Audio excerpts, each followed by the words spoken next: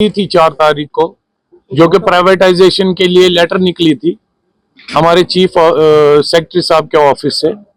तो उस ज़िमन में हमने 4 तारीख का एहतजाज दिया था, लेकिन जो कल कैंसिलेशन को ऑर्डर आया है, तो उस ज़मीन में हम ये कहना चाहते हैं कि हम इस चीज़ से खुश नहीं है कि मीटिंग कैंसिल हो गई है। हमारी इस चीज़ पे पैनी नज़र रहेगी कि ये जो प्राइवेटाइजेशन की बात है, अगर कहीं भी आती है तो विदाउट नोटिस गवर्नमेंट को हम ये बावर कराना चाहते हैं, अपने डिपार्टमेंट को ये बोल के रखना चाहते हैं, हम कोई फर्दर नोटिस नहीं देंगे। जो कोऑर्डिनेशन कमेटी है वो उसी टाइम स्ट्राइक पे चली जाएगी। अगर प्राइवेटाइजेशन की बात होती है तो उसी टाइम गवर्नमेंट ये समझे, हमारी एडमिनिस्ट्रेशन ये समझे कि पावर एम्प्लॉयज कोऑर्डिनेशन कमेटी हड़ताल पे चली गई है। हमारा एक लाइनमैन जिसकी आज मौत वाक़या हुई है, जो हवल में इलेक्ट्रोक्यूट हुआ था, पोल से गिर गया था, उसकी आज मौत वाक़या हुई है।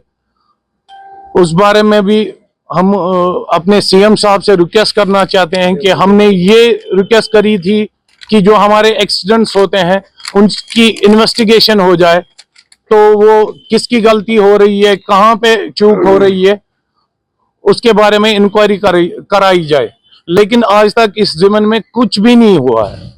जो हमारी 4 तारीख की कॉल है उसको हम मौखर करते हैं, क्योंकि प्राइवेटाइजेशन ये एक तलवार है जो ये नहीं देखेगी कि कल कोई गरीब है या अमीर है, कोई छोटा है या बड़ा है, कोई काला है कोई सफ़ेद है।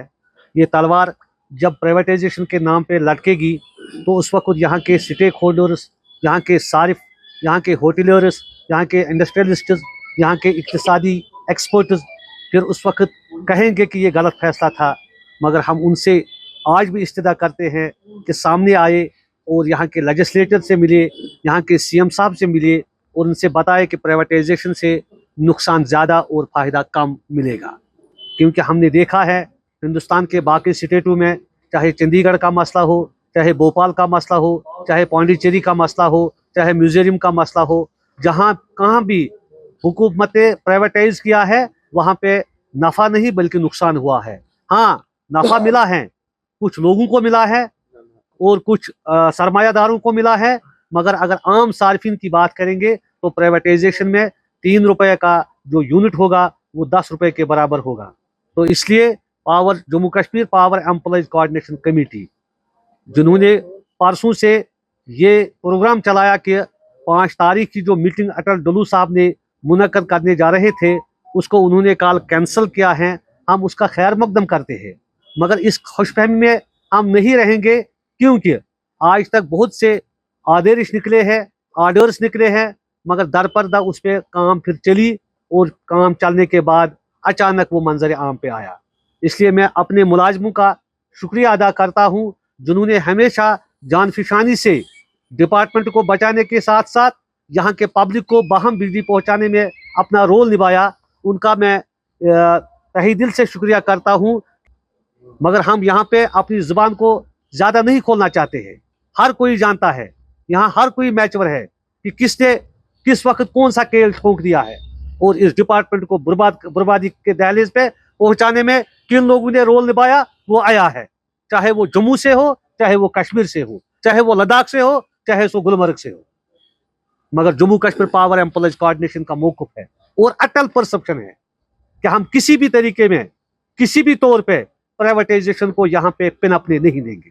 उसके लिए अगर हमें किसी भी रास्ते इकदाम में उठाने के लिए जरूरत पड़ेगी, हमारा फौज, हमारे मुलाजमीन, हमारे डेलीवेजर्स, हमारे क्लर्क, हमारे ड्राइवर्स, हमारे स्टेक होल्डर्स और हर कोई तबका हमारे साथ उस वक्त शाना बशाना खड़ा रहेगा और इस वक्त भी तैयार है।